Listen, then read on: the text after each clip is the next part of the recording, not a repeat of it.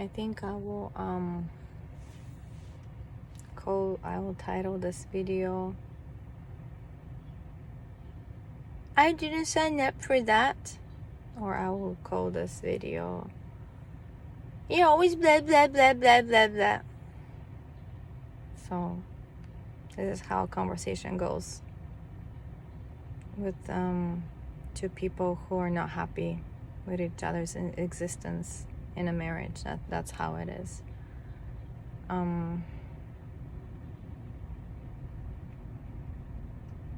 For whatever decision, really, it doesn't really matter how big the decision is going to be or what. I was told that I'm always blah blah blah blah blah blah blah, or I'm always I didn't sign up for that. I didn't take the decision. I didn't help make the decision. Blah blah blah blah. That's what I am. That's what I'm apparently am. So, and I'm okay with that. I'm okay, but I don't really give a crap about what people think about me and how they see me and what they make out of existing around me. I don't really care.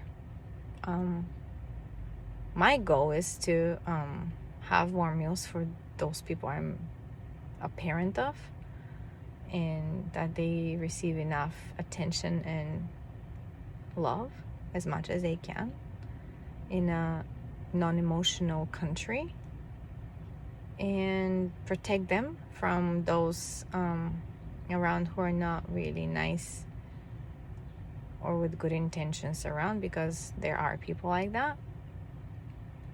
So far my kids haven't been bullied at school by teachers or friends or classmates, but my oldest did have a teacher that put him down really bad, together with the previous principal of the school, him and his friends, really. But that's an experience that is behind now and don't want to go back to. There's this dude staring at the plate of the car. Anyways, like those two dudes. I'm going to get groceries now, but it's very interesting, huh? How if you're really comfortable in within the circumstances you're in, with whatever life you have built up for yourself, it's very easy and very comfortable to look down on others and feel like the superior one or the one to take the big decisions. I get it. Like, probably if I were in my own country and my husband was some dude from elsewhere, especially like if my country is developed country and everything is set up and stuff, and if I married somebody from like I don't know, developing country, third world country, or whatever country that is like lower than my country in economy and everything, then I'll probably be the same thing. I would probably be like that as well. I think it's just easier because everything is set up for you. Everything, you just follow the laws and the procedures, and you know which little doors to of the law to open, which to avoid, which you can go around. Like, you can do those things and say certain things about certain laws, and just in your own country, your own stuff. But I'll tell you one thing I know for sure about me. Living in a place where I don't feel comfortable, in a sense, I am not. I know Japan from observation. I know Japan from working in elementary schools. I know Japan from raising my kids and going to hospitals all the time when they were small and sick, and from church, and from that's about it. That's what my observation is about Japan. And the few places that I've been, Hiroshima or Tokyo for the Bulgarian embassy and stuff, and Disneyland, and that's pretty much Osaka, and what was it, Kyoto and Nara, like those visited places. But because I've been here for like 11 or 12 years now, I don't even remember or care. That's my observation. That's all I have been seeing. I've seen how it works in the nursery schools, because my kids have been in the nursery school. I know how it is in elementary schools, and I really, really like some things in their elementary schools, but there are some other things that I really dislike, and I wished my boys were not attending Japanese elementary schools. But then when I think about it, it could be the same opinion for my country. For example, there will be lots of things that I like, and there will be lots of things I don't like about. But one thing is for sure, in this country, family is not the focus, and the community is the focus. The neighborhood, the community, the teamwork, at school nobody's left behind, but then everybody's doing the same exact thing, and you cannot be a sticking head above the others, because they're gonna pound you down. And so in that sense, I think this country has been, I guess, surviving or becoming a developed country because of that unity, I feel like. But then, lots of people do not really trust the government anyways. The government has been coping well with Corona. In a sense, they have been sending financial support to families per kid. Especially, I needed that a lot. I was so grateful for that financial support, because my boys needed uniforms that are new uniforms and bigger size. And I'm so grateful, because those are so expensive to buy. And so in that way, they've been great about it. In other areas, it's just really lame how they like in the workplace. It's just really lame how people, you basically are one with the unity, with the team, or with the company, or with the whatever you call it. You're one of them. But then when it comes to the one person, you're on your own. Like, for example, when I was having my what do you call it, orientation, whatever, for the new or hired again employees or whatever, coming back, whatever, I was reminded again that you basically cannot be sick in Japan. You're not allowed to be sick in Japan. That's how pretty much it is. It's brutal. You cannot be sick. You're not allowed to be sick. And if you are sick, for me, I'm always like different situation from other foreigners who teach English, because I have a family. In a way, I could be taken by somebody in the hospital per se, but those who are like I don't know, an individual who is a single, just came back from college to Japan to experience it for a year or so, teach English and go back home. Those kind of people are like in an apartment all by themselves. And by an apartment, I mean like a shoebox, they call it in Jamaica. It is a shoebox, really size. It's really small. Your kitchen is pretty much on the hallway and the kitchen area, and then you just have a room with a bed and a little bit of space and a bathroom, and that's it. But I don't know how they do it. But you basically, if you're sick, you still go to work. And and if you're really, really, really sick, then you have to go to the doctor. How do you go? That's up to you. And you have to have a doctor's notice.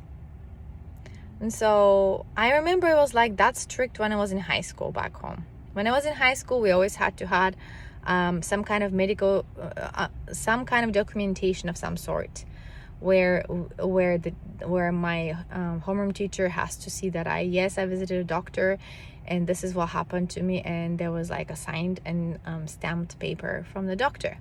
So some people were selling those, actually. It made good money out of it. And so yeah.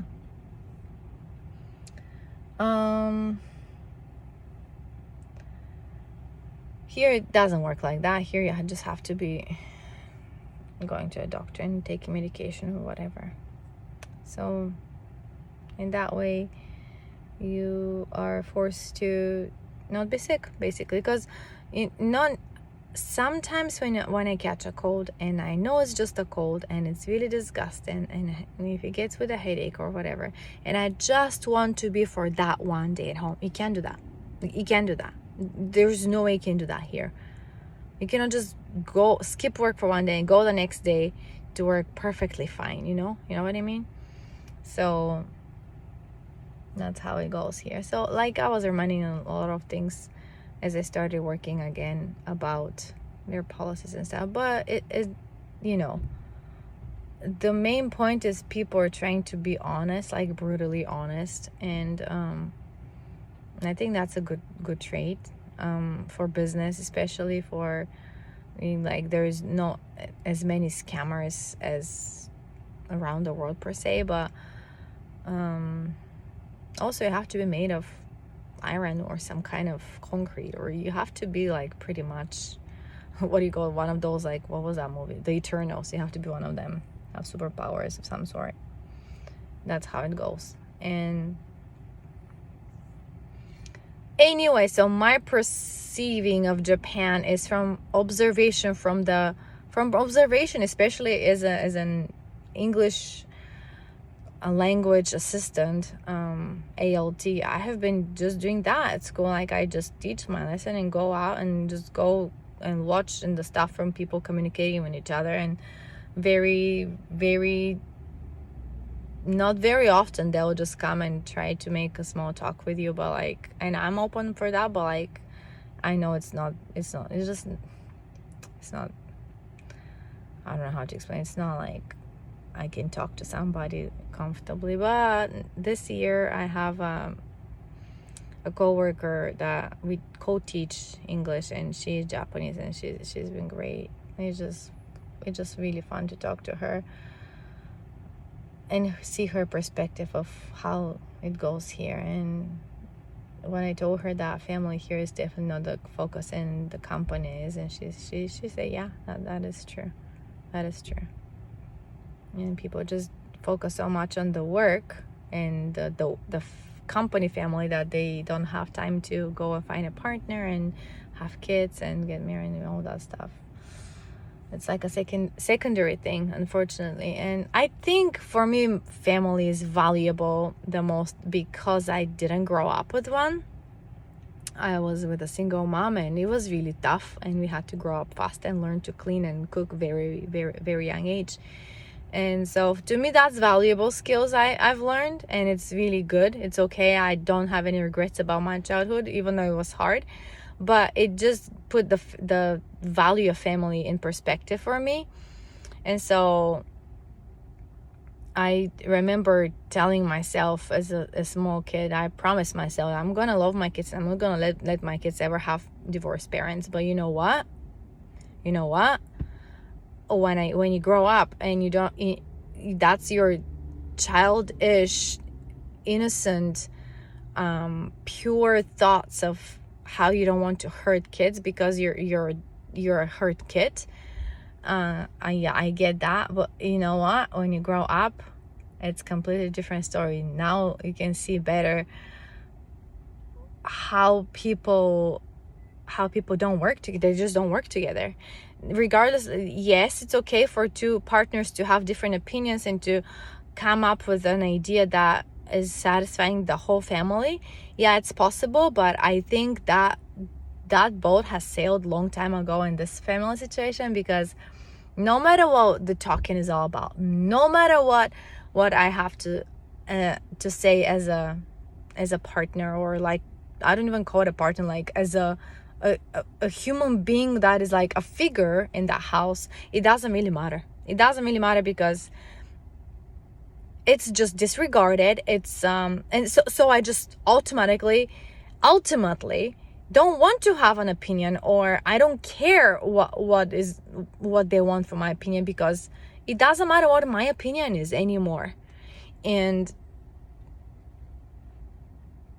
just being told today that I'm always like blah blah blah blah blah, it just makes me laugh, because how can I go and argue with a person who thinks like that about me? Like, what is the purpose? There's no purpose for trying to get into some kind of consensus or like some kind of like middle ground with a person who sees you as a, and the reason he sees you like that is just because you're withdrawn. Like, I don't want to, who cares what I'm thinking, right? It's like throwing an idea about like what's going to be our next family car or whatever, and if I have an opinion about it, it will be like, all right, and then this is what I think, and then it's like, oh, okay, I guess your mind is set up like you're just already kind of like decided what you want to do with your next car. I don't really give a crap. As long as I can fit all my kids in one car, I'm fine. You can drive whatever you want for what I care. You can drive you can just go around town with a jet if you want. I don't care about that. But yeah, it's just the way of perceiving the other person's reactions, and I think just totally lack of respect, or lack of even seeking some kind of middle ground. Like, at this point, I don't really care. Like, for a long time, I don't really care anymore. Ever since I had my third baby, I realized that this is not going anywhere, and no matter how many times I've tried to keep up going, especially after the twins were born, even before the twins were born, actually. I know they were not my first baby or like second baby per se, you know, like it's not something like new and shiny and like, oh, new experience, like, oh, whatever. But like, for goodness sake, you know, I just had two babies and I had to carry them and stuff, but like, I don't regret any of that. That's my precious souls. I love them to death. But it was very lonely experience. It was really, really lonely experience because again, the focus was on the new business. And of course, we're in Japan, where business is number one.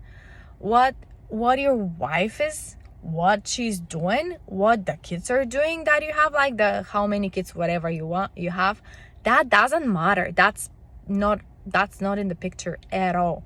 That's like, I'm PhD so and so.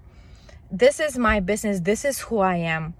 Oh, how about your family life? Oh, yeah. I'm married and I have 5 kids, by the way. Oh, that's wonderful. Yeah, it's really wonderful. Trust me. It's so wonderful. I cannot stop thinking more how wonderful it is. So, yeah. The addition to the plate, the little side dish of the main menu. Yeah, I just had to get this out of my system because, like I said again, it's very easy to treat people like that when you're in your own comfortable zone, and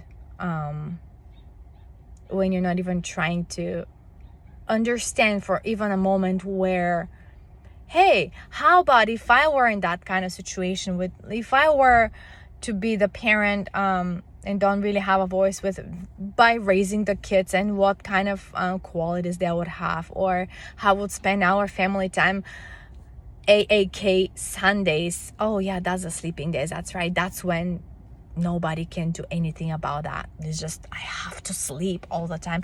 And maybe it would be a bit different, if I did understand all the teachers of my kids, or the doctors in the hospital, or the laws of the country about taxes, about insurance, about anything. Maybe I would feel a little bit inadequate, maybe it would be a little bit overwhelming sometimes. But no, Why would I have to think about it? I'm comfortable in my own country. Who cares? Get used to it, suck it up, and move on. Yeah, that's how it is. That's how it's always been. And wow, I just can't believe I'm just still here. To be honest, this is just like insanity in its fullness. It helps me to be outside working in a way that I'm not in that house, but at the same time I'm just reminded every day, listening to that language and being in this culture of bowing and yoroshiku onegai shimasu every day, that makes me build even more resentment as to where I am and what I have become and what am I doing here. So yeah, now I'm gonna go shopping.